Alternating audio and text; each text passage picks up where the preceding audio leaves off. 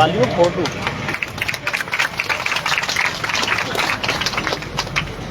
सभी साथियों को सबसे पहले मेरा क्रांतिकारी लाल सलाम। साथियों, आज पैलसोनी कैंप 1983 गुड़गांव से आपके इस आंदोलन में, आपकी इस हक अधिकार की लड़ाई में अपना समर्थन देने के लिए यहाँ पहुंचे हैं। साथियों, आपकी जो ये लड़ाई है, जो आपका ये धरना है, आज लगभग 19 दिन पूरे हो चुके हैं। 19वां दिन है आज 20वां दिन है। और इस 20 दिन की लड़ाई में, और इस 20 दिन से पहले जो आपकी लड़ाई कहाँ से शुरू हुई, किस तरीके से शुरू हुई, थोड़ा थोड़ा आपके इस इसको रखी दो ना, नीचे नीचे पकड़ो, नीचे आपके उधर दूर कोई बात नहीं, ना कोई बात नहीं।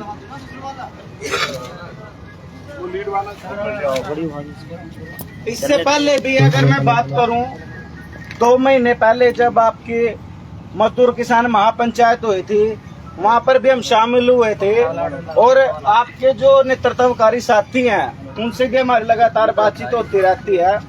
आपकी जो लड़ाई जो शुरू हुई थी, जो आपके ऊपर फैक्ट्री के मालिक ने किस तरीके से शोषण उत्पीड़न किया, और जो लड़ाई आपने जनवरी में शुरू की थी, जनवरी में 2 बार आपने जो है 5 प्लांट को एक साथ बंद कर करके गेट पे खड़े होकर फैक्ट्री के मालिक को कुछ बातें माननी पड़ी।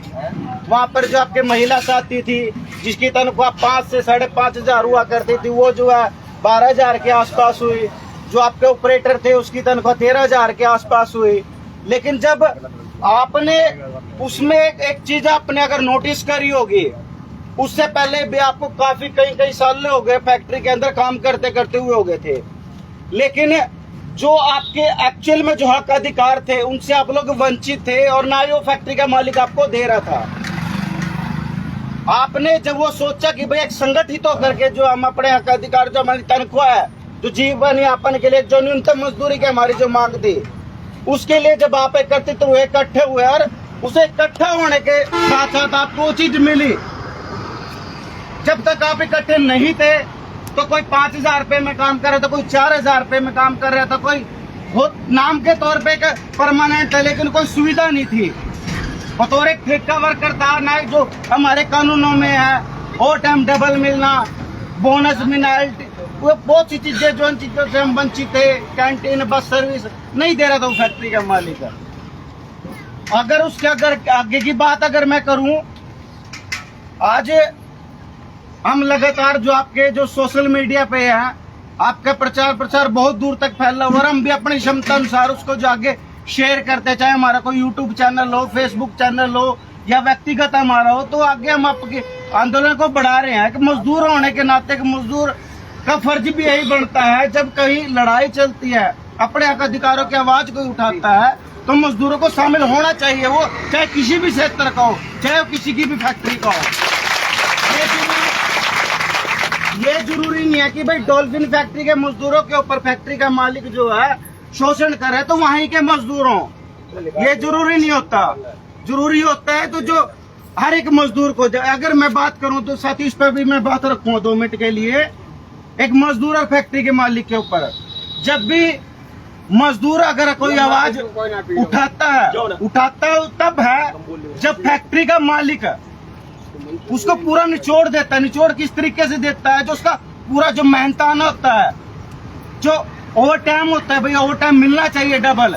बस सर्विस, कैंटीन की सर्विस, अगर बात करें 240 दिन अगर किसी ठेका वर्कर को लगातार काम करते होगे, कानून में दर्ज है, एक श्रेणी में आ जाता है, परमानेंट होने का कदार हो जाता है, उससे फैक्ट्री का मालिक वंचित रखता है, प्रोडक्शन का दबाव डालता है, जब चाहे जिसको निकाल देता है, जब चाहे जो है भर्ती कर लेता है। एक मनमानी जब चलाता है तो चीजों से परेशान होकर के एक मजदूर जो है संगठित होने की कोशिश करता है, इकट्ठा होने की कोशिश करता है, और एक यूनियन बनाता है।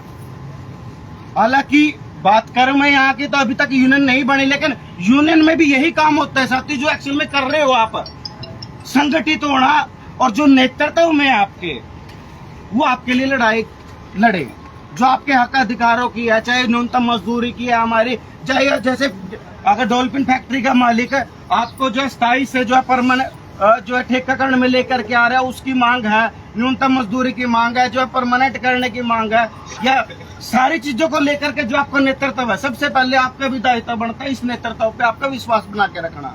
जब तक आप अपने नेतृत्व पे विश्वास बना के रखोगे तो लड़ाई आगे की तरफ बढ़ेगी और जीत की तरफ जाएगी। जिस दिन आपका विश्वास इस नेतृत्व से उठ गया तो साथियों वो स्थिति हमारी खराब होती जाएगी। और मैं ये नहीं कह रहा हूँ कि बड़ी बनावटी बात है, आप कहीं का भी आंदोलन उठा के देख लेना, जब तक आपका नेतृत्व आपके लिए लड़ रहा है तो आपका भी उतना ही दायित्व बढ़ता है उसके लिए उसके साथ खड़ा होना, और जो आप बखूबी अब तक करते आ रहे हो। और यही से का परिणाम हम जो आगे की तरफ बढ़ रहे हैं, ऐसा नहीं है कि नहीं गए बैकफुट पे। कौन जानता था आपको और कौन हमको जानता था? एक आंदोलन ही है जो हम एक दूसरे की पहचान कराता है। 1 साल पहले हमें भी ये नहीं पता था कि डॉल्फिन फैक्ट्री कहाँ है, डॉल्फिन फैक्ट्री का नेतृत्व कौन है और वहाँ के मजदूर कैसे है, क्या क्या उनकी समस्या है, वो हमें तभी पता चली जब आप लोगों ने पहल कदमी करी है। और दूसरी बात साथियों मैं ये भी बताना चाहूंगा, लड़ाई आपकी है, लड़नी आपको पड़ेगी। दूसरा साथी आएगा कोई आके समर्थन दे के चला जाएगा, बात रख के चला जाएगा, इतना वो आपके साथ खड़े हो सकते हैं, लेकिन जमीनी स्तर की असल में लड़ाई आपको लड़नी पड़ेगी। आपकी मेजोरिटी तय करती है आपकी लड़ाई। जितनी ज्यादा आपकी मेजोरिटी होगी उतनी ज्यादा आपकी महत्वपूर्ण लड़ाई होगी और आगे की तरफ बढ़ेगी। दूसरी बात साथियों, आंदोलन की अगर बात करूं धरने की, धरने का मैं अगर हम अपने धरने से शुरू करेंगे बैकबोन के धरने से 1 साल पहले यानी कि मई 2023 में हमने भी फैक्ट्री के गेट के ऊपर अनिश्चित जो है क्रमिक भूख हड़ताल शुरू करी थी। वो लगभग हमारी 30 दिन तक चली थी। उसके बाद हमने एक हड़ताल का रूप दे दिया था उसको। जब हमने पहले दिन जो जैसे क्रमिक भूख हड़ताल शुरू करी तो उसमें मात्र हम जो बर्खास्त और सस्पेंड साथी थे 30 लोग थे, 30 में से भी 15 के आसपास लड़के थे। हम जब हमने वो शुरू करी तो उसके बाद शाम को ही अपना प्रशासन की तरफ से जो लोकल है, जो थाना होता है SHO अपनी टीम के साथ आता है, हाँ भाई कैसे बैठे हो, क्यों बैठे हो आप यहाँ, आप तो गैर कानूनी तरीके से बैठे हो, आपको नहीं बैठना चाहिए, फैक्ट्री के मालिक के पास ये है, उसके पास स्टे ऑर्डर है, कानून में लिखा आप नहीं बैठ सकते, 2000 मीटर दूर जाके बैठ सकते हो। इसी तरीके की बातचीत उन्होंने रखी। तो जैसे जैसे दिन बढ़ता गया तो हमारी जो संख्या थी वो बढ़ती गई धीरे धीरे। और उसके बीच में जो प्रशासन की अगर बात करूंगा, प्रशासन भी फैक्ट्री के मालिक के साथ खड़ा मिलेगा, आपके साथ नहीं मिलेगा। वो कैसे मिलेगा? क्योंकि एक वर्ग है, हमारे एक वर्ग है मजदूर वर्ग जो काम करता है, भूखे पेट सुबह उठता है, फैक्ट्री के मालिक के जो है मशीन चलाता है और जो अपने मेहनताना लेता है शाम को। मालिक तो आएगा 9 बजे उठ के आके इसी में बैठेगा, वो काम थोड़ी करता है मशीनों पे। जो मशीनों पे काम करेगा वो आपका मजदूर वर्ग में आएगा, जो आपके दुख दर्द को समझेगा, जो सामाजिक आदमी होंगे, जो संगठन होंगे, जो मजदूरों के, वो आपके साथ मिलेंगे। इसके अलावा आपके साथ कोई नहीं होगा। और फैक्ट्री के मालिक की अगर बात करूंगा मैं, फैक्ट्री के मालिक जब भी कोई मजदूर आंदोलन शुरू करेगा उसके साथ मिलेगा। सबसे पहले तो अगर आप लड़ाई आगे बढ़ेगी, उस दायरे पे जाएगी तो आपको रोल दिखेगा किसका? श्रम विभाग का। कहने का तो श्रम विभाग है, मजदूरों का विभाग है, लेकिन है उसका उल्टा खड़ा होता है मालिक के साथ। उसके साथ साथ प्रशासन की अगर बात करेंगे तो आंदोलन को दबाने के लिए, कुचलने के लिए जो उसको लेके आता है प्रशासन को इस्तेमाल करता है, और प्रशासन भी जो है उसकी कठपुतली बन के रह जाता है, उनके साथ खड़ा होता है।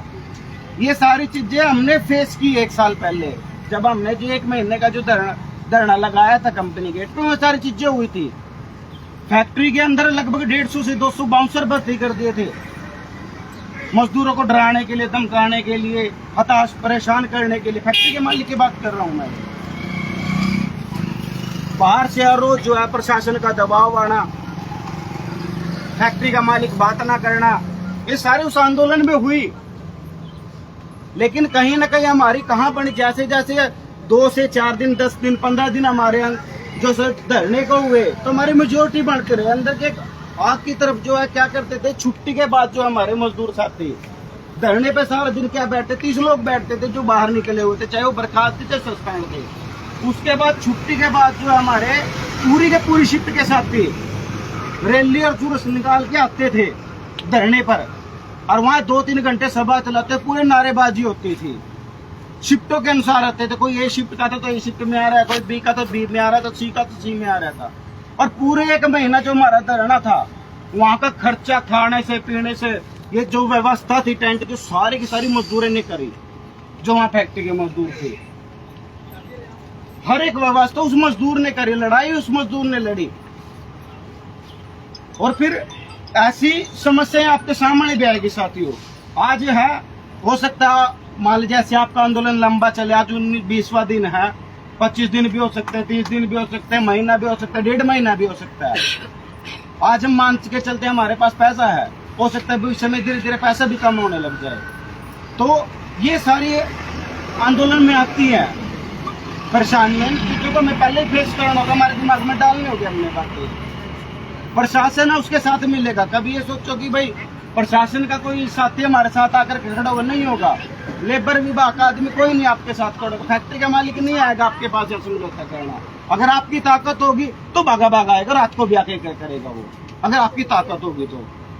दूसरी बात साथियों, मैं अगर बात करूं लड़ाई की, लड़ाई बिल्कुल ही महत्वपूर्ण है, जायज लड़ाई है हमारी, कोई नाजायज लड़ाई नहीं है। मांग हमारी कानूनी मांगे हैं और उनके लिए हम लड़ाई लड़ रहे हैं। हम पहले भी हम आपके जो है आंदोलन में समर्थन देते हैं, और आगे भी जब भी आपकी कॉल होगी, ना भी कॉल होगी, हमें लगा कि भाई हाँ हमें मजदूर साथियों के पास जाना चाहिए, वहां जरूरत हम मिलेंगे आपके साथ और खड़े रहेंगे। इसको जरूरी बन जाता है हमें जो है हर एक इसका। दूसरा साथियों, अगर आंदोलन की बात करूं, फैक्ट्री का मालिक एक षड्यंत्र रचता है साथियों, उस षड्यंत्र से भी हमें बचना चाहिए। फैक्ट्री के मालिक किस तरीके से षड्यंत्र रचता है, आज मान के चलो आपकी 250 की संख्या है, आंदोलन आपका चल रहा है, लड़ाई आपकी चल रही है, लेकिन वो जो है कहीं से भी उसको कोई रिलीफ नहीं मिल रहा, तो वो आपकी जो मेजोरिटी को सेंध मारेगा, मतलब आपकी मेजोरिटी को तोड़ने की कोशिश करेगा। उनमें से 2-2, 4-4 महिला साथी में से या दूसरे साथियों में से एक अपनी तरफ खींचने की कोशिश करेगा। उनको लालच भी दिखा सकता है कि भाई ठीक है तू आ जा, तेरे को परमानेंट मैं कर दूंगा, बैठे रहने तो। उनको धरने पे क्या हो गया, इतने दिन महीना हो गया, उनको कुछ नहीं होना, जाने वाला ना मैं करता हूँ। 100-200 लोगों को बोल देगा भाई हाँ मैं आपको परमानेंट कर रहा हूँ, आपकी जो है 13,000 से मैं 15,000 रुपये तनख्वाह कर रहा हूँ या 20,000 रुपये तनख्वाह कर रहा हूँ, आपको बस सर्विस भी दे दूंगा, कैंटीन सर्विस दे दूंगा। दूसरा वो क्या करता है, आपके नेतृत्वकारी को भी आपको जो है वो करने की कोशिश करेगा। भ्रष्टाचार तो है ही है वो हर एक जगह, उसको भी भ्रष्ट करने। ये सारी चीजें आपके आंदोलन में आएंगी, क्योंकि ये चीजें हम फेस कर चुके हैं साथियों। दूसरी अगर मैं बात करूं साथियों, जितना हो सकता है आप एक दूसरे से टीम वर्क में काम करें बड़े अच्छे तरीके से। आज अच्छा लगा कि इतनी संख्या में इतने साथी हमारे यहाँ बैठे हुए हैं, और साथी से भी बातचीत करी थी कि भी आप अपने शिफ्टों के अनुसार जो है यहाँ पर आते हैं। महिला साथी है रात को अपने घर पे चले जाते हैं, और जो बी और सी शिफ्ट के साथी है बस कुछ साथी है बैठ गए सुबह को, कुछ शाम को बैठ गए। तो ये लगातार धरना जितना आपको चलाते रहोगे वो उतना आपके लिए सही रहेगा। अगर आपने लड़ाई शुरू कर दी है तो आगे की तरफ ही जाती है, अगर आपने 1 कदम पीछे उठाया तो मालिक 4 कदम पीछे आपको धकेल लेगा, वापसी का रास्ता नहीं है। अगर कोई हम गलत लड़ाई भी नहीं लड़ रहे हैं, भाई कोई नाजायज मांगे गलत लड़ाई लड़ रहे हैं, लड़नी ही पड़ेगी साथियों। और मैं अगर बात करूं दूसरा साथियों, श्रम विभाग की मैं थोड़ी सी बात करूंगा। श्रम विभाग ने हमारे जब आंदोलन चला था, हमारी बात जब हमने धरना भी कर दिया, फिर एक 3 दिन की हड़ताल भी हुई, उसमें प्रशासन जो हम तो बैठे 800 लोग जो है स्ट्राइक के अंदर, फैक्ट्री बंद कर दी थी हमने, बिल्कुल बंद, प्रोडक्शन बंद कर दिया था। तो प्रशासन के जो है पुलिसकर्मी तो लगभग 3300 थे, एक आदमी के ऊपर 5 आदमी मान के चलो लठ लेके खड़े हैं। हमारा जो समझौता हुआ प्रशासन के साथ हुआ, समझौता भी फैक्ट्री के मालिक के साथ नहीं, प्रशासन के साथ समझौता हुआ। और समझौते में भी साफ तौर पे ये था कि भाई 1 महीने के अंदर जो है सभी वर्करों को अंदर ले लेंगे। 10 को तो तुरंत जो सस्पेंड को अंदर ले रहे थे, बाकी को 1 महीने के अंदर अंदर जो समझौता था हमारा वो करना था, और जो सस्पेंड टर्मिनेटेड लड़के थे उनको जो है नौकरी बहाली करनी थी, लेकिन वो आज तक भी नहीं करी उन्होंने साथियों। अगर भविष्य में आपके साथ कोई समझौता भी जाता है, वो समझौता भी आपकी ताकत को देख करके होगा। ये समझौता करके भी मुकरने वाले लोग हैं, तो उनको भी मनवाना हमने कैसे है, इसी तरीके से अपनी ताकत दिखा करके। तो साथियों मैं अपनी